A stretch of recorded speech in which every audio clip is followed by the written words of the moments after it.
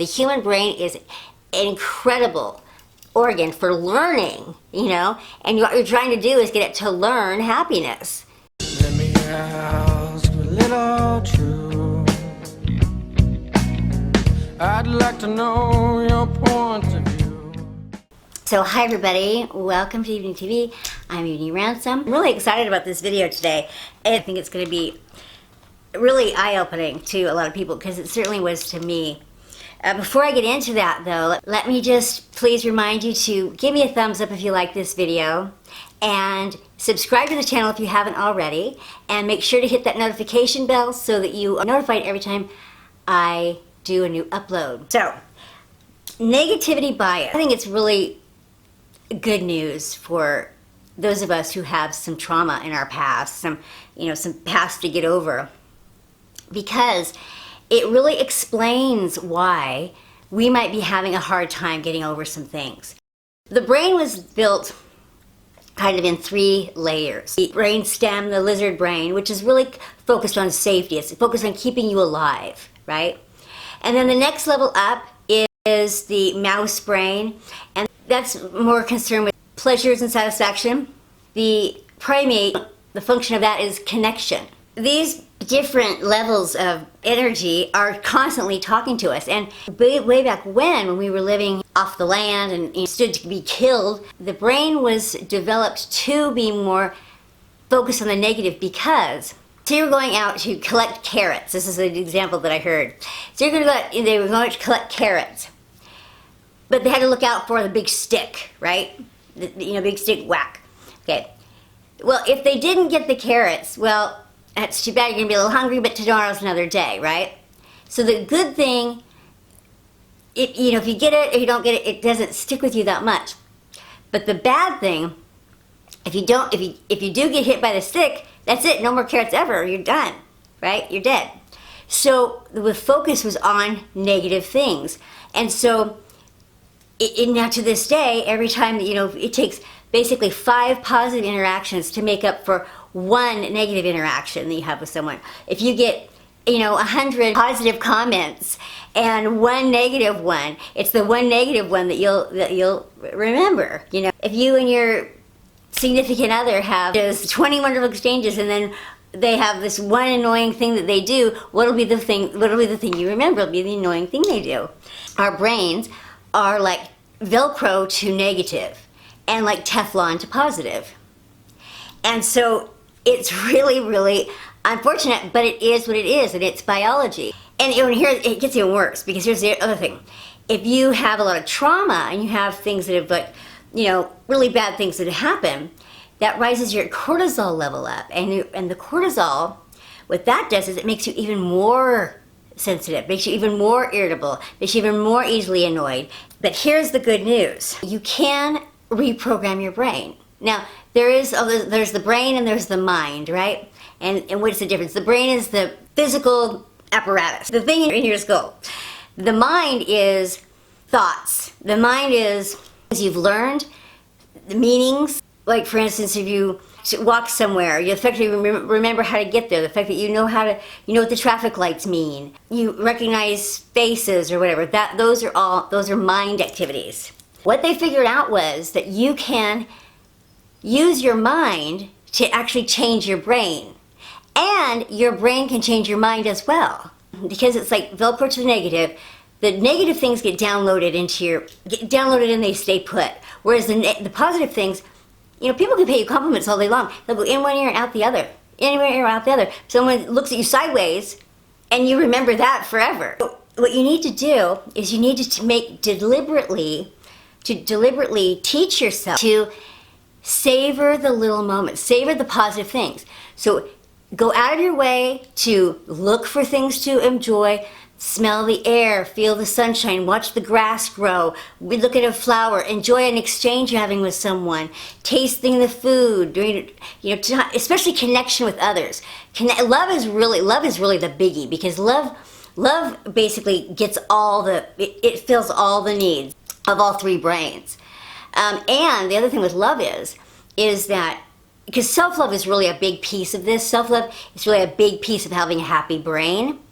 And, you know, if you haven't ever been loved very well, how do you know how to do that? You know, that's a big question I've asked a lot in my life. Loving someone, being loving, feeling love towards someone, and acting lovingly towards them will be interpreted in your brain as just love. It's giving love or receiving love, it doesn't matter, it's just love. And so being loving towards someone will heal your own brain. And also being loving towards someone will make you more loving, make you more lovable, and will just bring more love around.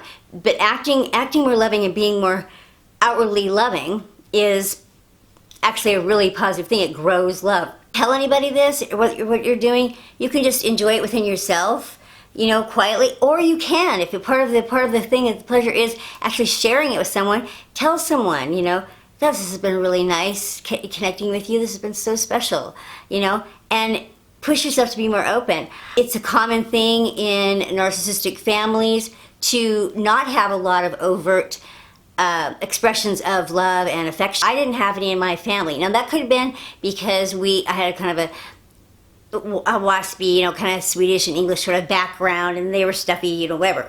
That could have been why. I just didn't grow up around a lot of overt lovingness. So it's a little bit tricky for me, and also because my husband's also very reserved. I definitely feel like that's the role that I need to play in our relationship, so I pushed myself to do it. I did it easily with my sons.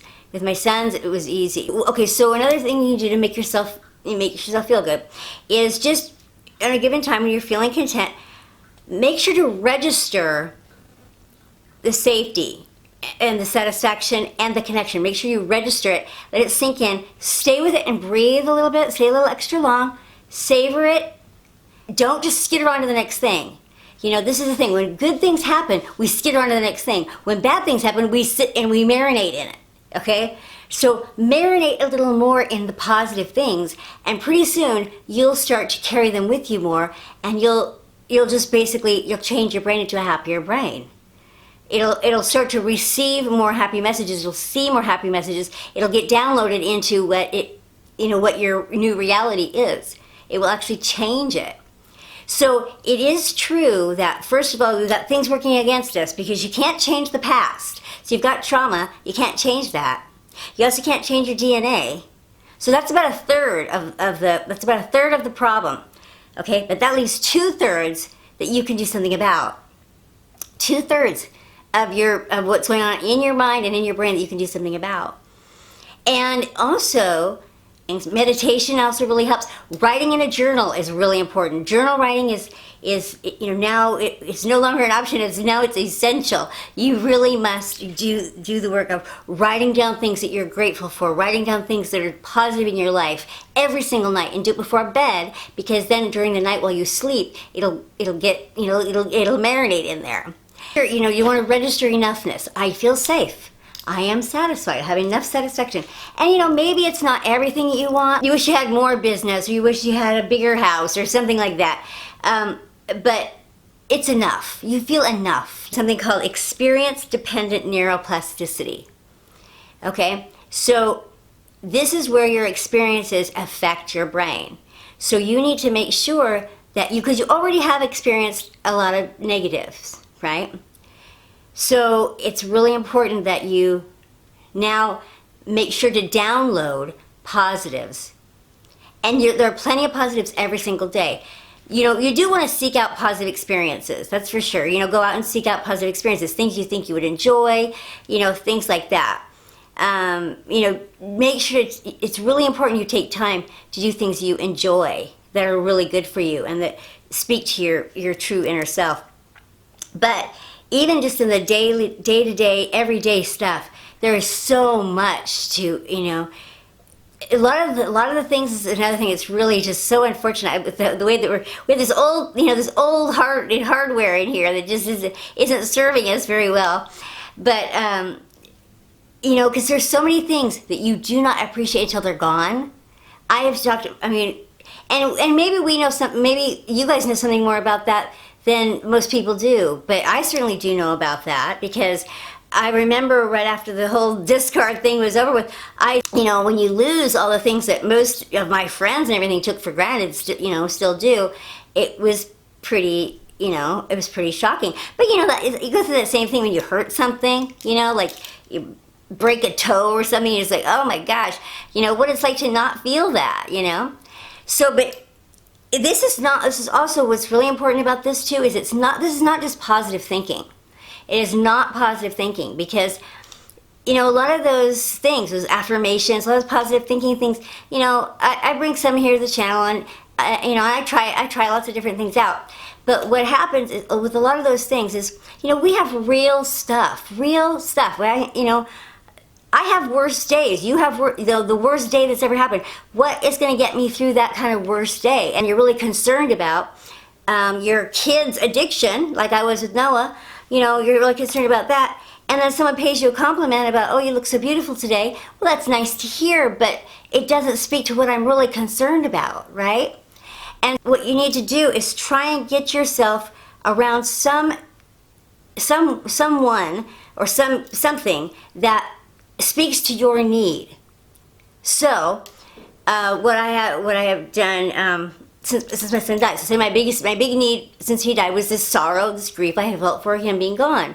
So, I sought out this woman who had a son die back in the 90s. Her son died when he was 22, and she's now like 20 years or so older than me. But, you know, so he would be about my age now if he was alive. But I could see how she, you know, just knowing that she existed, just knowing that she exists in the world and is so successful and did all this wonderful stuff with his name and his memory and the foundation and all that, was just so inspiring to me, to know that it's possible, you know? Just to know that she exists and to know that that's possible was such medicine to me. It inspires you to know that someone like that exists. So finding touchstones like that, finding people that have lived through what you are hoping to live through, what you need to live through, that show you that it can be done, show you ways it can be done. That's one really important thing to do. The very, very most important thing is that you're on your own side. Now, apparently that's rare, and this is something that I think was a unique thing of mine, which I'm grateful for, because I believe that I was always on my side. I believe that I always sort of believed in myself, that I could do things.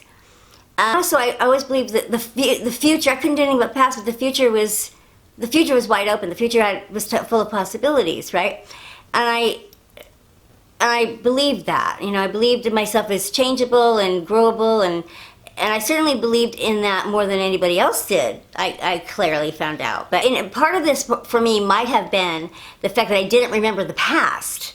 I didn't remember the past for the longest time. I didn't remember the past until I was, you know, in my late 30s. So I didn't remember the past, so I only had the future. That might have helped, but it's not necessarily the case. You might know people, I know a couple, they're rare, people that had really horrible lives. I mean, really just horrendous, you know, terrible situations. And, you know, didn't get connection, didn't have family support, didn't have safety or anything. And, you know, maybe grew up in foster care and group homes and were abused in every single way and all this kind of stuff. And yet, somehow, as adults, they have become, they seem very confident, and they seem very secure, and they're warmly affectionate, and they have all these qualities that it would seem it would have taken all this love to get, and they're sort of miraculous. But this is what it is mindfully control your thought. You bring your thoughts into your consciousness. This is what meditation is for. This is what the journaling is for. This is what in a positive experience, staying put and not skittering off to the next thing, but staying put and letting it download and breathe and enjoy it for a minute. You know, talk yourself through how great it is. That's what all that's for, so that you can take control of your thoughts. Then, here's the other thing. This is really, really important. It's not about positive thinking. It's not about trying to block out the negative things. You know, negative things happened. You need, you know, and knowing that they happened and embracing that reality is really important. Focus on that you can grow from here. Can't do anything about the past, leave the past behind. We can grow from here. You're not doomed, you're not damaged. Think of your inner being, your inner self as a temple, right? This is the way that that this was described. So think of your inner being as a temple. And he says most temples, like in Asia and stuff like that, they have temple dogs, right? Well, say the temple dog makes a mess on the floor, right? You can go screaming at the dog, but that's not going to do any good. What would be better is if you take the dog out, clean up the mess so it doesn't stain the floor, and keep the dog out. Okay? This is what you want to do with the negative things that are hurting you. So this is what no contact is all about. This is what, not being around an abusive family, people that are abusing you. This is what that's all about. So that is you taking good care of your temple, and that's what you do. Any healing or any ability to change your brain chemistry can't happen if you're still being abused. So that's the first thing. So that's just super, super important. So that's different than just positive thinking. This is like you deal with it and you move on. Doing the research on narcissistic abuse and understanding how this works and all of that, that's important work to do, and everyone needs to do it. I wish I'd known to do it way sooner when I could have really affected change. I only found out about it after the fact. Better late than never, I guess. It's real important not to be marinating in it, ruminating in it. Gather all the information you need, and then ask yourself all the time, is it helping me? Is it helping me to be thinking about this, talking about this? Is it helping me? As long as it's helping you, then you're fine to keep doing it. But once you feel like you've learned everything and it's time to move on, then move on. As soon as you understand what's happened, you can identify what's happened, enough to keep it from ever happening again, that's for sure. Healing yourself and the things about you that got you into this situation in the first place. Anyone who's got a healthy parent or healthy siblings, please be grateful for that. Be ever so grateful, because it's really tough to be someone who really lost everybody. When I lost my husband, I lost my parents and my brother and my friends.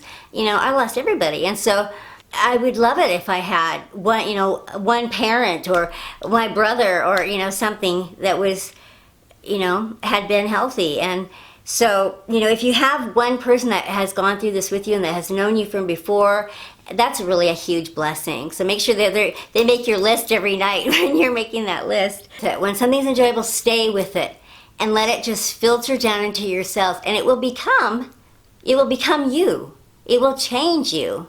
The very most important thing is to get on your own side. To get on your own side. So it's not against others, it's just for yourself.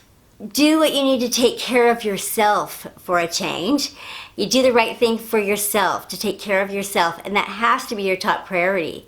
You have earned to have yourself be your number one priority, and the fact is that you kind of have to be, because you can't really do much for anyone else unless you do that, unless you heal yourself and love yourself. You're working against biology. Human brains have this negative bias, and you're working against your past, your trauma, and it's going to take effort and work, and you have to be deliberate about it. It's pleasurable work, you're focusing on pleasure. You're focusing on what makes you feel good and what makes you happy. So, at least it's that. But you do really need to do it. You really need to focus on it. And humans in general are, we get into habits, and we like what's familiar. Our brain likes what's familiar. And so if you're not that familiar with being positive and being happy, it's going to feel a little weird, and we might be addicted to some of the negativity. A lot of people that subscribe to my channel seem very positive and very strong and resilient, and so I think a lot of you really are on your own side.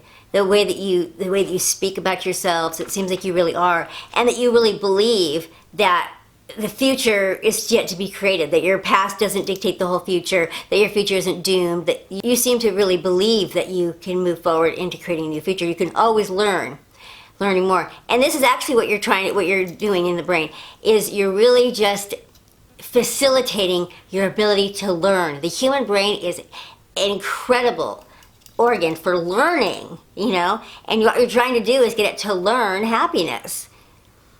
And so that's what you're doing. You're triggering the learning thing. And this is good for me right now, because right now I'm like a baby trying to learn so many things. I'm trying to learn Spanish.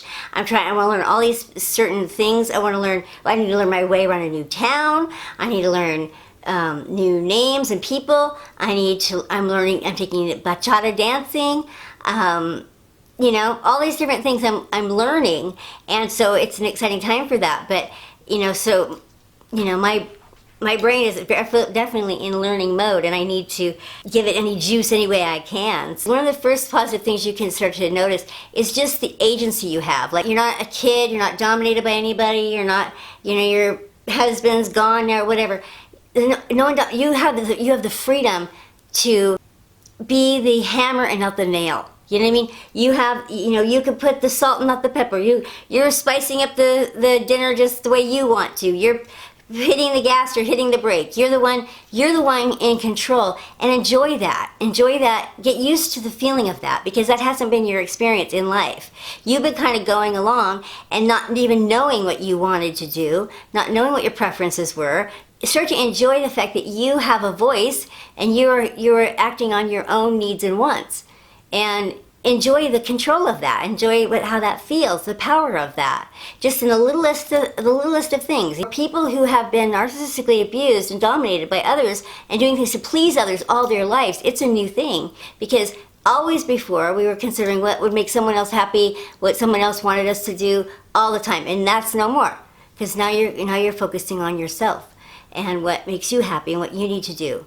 And it's life or death, you know. It is life or death, because it is not a life to be stuck ruminating on resentments and sad and grieving and feeling like you missed out and feeling like your life, you know, you're angry or you feel unloved, you know, all those millions of things that you justifiably felt.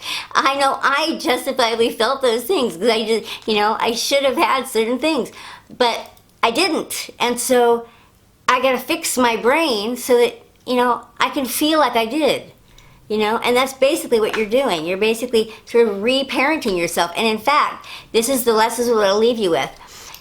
What I'll leave you with is the suggestion that you think about someone that you really deeply love, someone who was wounded and they went through some bad things, and you just so love them and you would love to have saved them from those bad things. But you just love them for their grit that they made it through, and that makes you that much more devoted to them. Okay, think about this person. Hold this person in your mind. Okay, now move that feeling to yourself as a child. That feeling, loving that love for yourself as a child.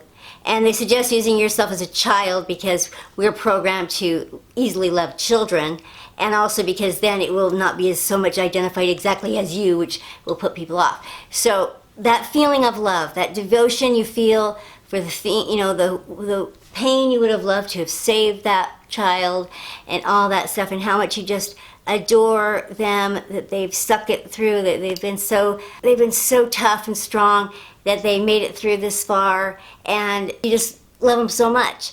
That's what you need to feel that for yourself. And, you know, and then we just go forward. All right, you guys, please give me a thumbs up if you like this video, and subscribe to the channel, and gosh, I'll catch you guys next time. All right, thank you so much. Bye-bye.